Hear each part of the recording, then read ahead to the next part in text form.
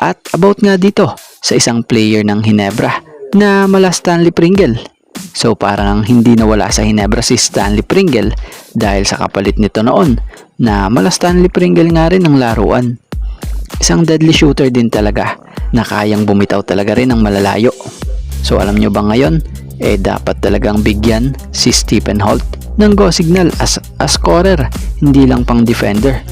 Dahil ito yung player ng Ginebra na maaasahan pag wala nang mapuntahan ang Ginebra sa opensa, gaya na lamang sa mga nakaraang game nito sa Ginebra kung mapapansin nyo. Dahil nga sa tibay ng loob nito, kaya niyang mag-shoot ng bola talagang kung gugustuhin niya.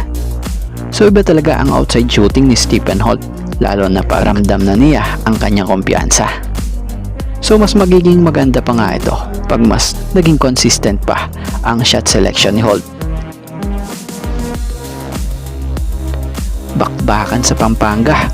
Yan ang nangyayari sa Barangay Ginebra at Converge Fiber Rexers nung nakaraang Sabado lang ng gabi. Pero sa huli, matagumpay ang Ginebra sa kanilang misyon na kung saan nakakuha nga sila ng panalo sa score na 66-85 kontra dito sa Converge Fiber Rexers, na kung saan sa Barangay Ginebra San Miguel, pinangunahan ni veteran big man center Japet Aguilar na siyang kumamada ng 23 points na may 11 of 16 shooting from the field, na kung saan nakakuha pa ito ng 10 rebounds with 3 blocks, na kung saan ngayon nga kasalukuyan na ay ang Ginebra na ay may kartada na sa standings na 3-2 win-loss record.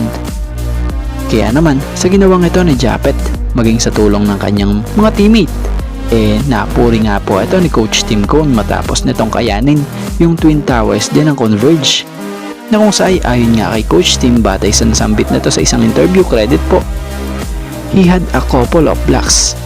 He played a really great game against a really tough guy in Justin Arana. He was very detailed in his approach. The times that he got beat, he recovered really well. Block shots. Dagdag pa nga nito, it was really a full game for him. He was getting the execution on the offensive side too. Really nice game by Japet. So ganun nga, napabilib ni Japs si Coach Tim. At sa mga hindi nakakaalam si Japet Aguilar nga po ngayon ang kasalukuyang leading scoring ng team ng Ginebra, na kung saan nag-average ngayon ongoing ng 49 PBA Philippine Cup ng 17.40 points per game, 7.20 rebounds per game, and 1.60 assists per game.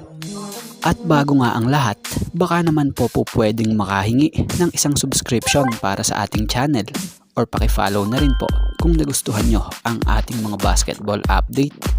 At kung ito na may makakabigat para sa inyo, kahit isang like and share na lamang po. Maraming salamat po.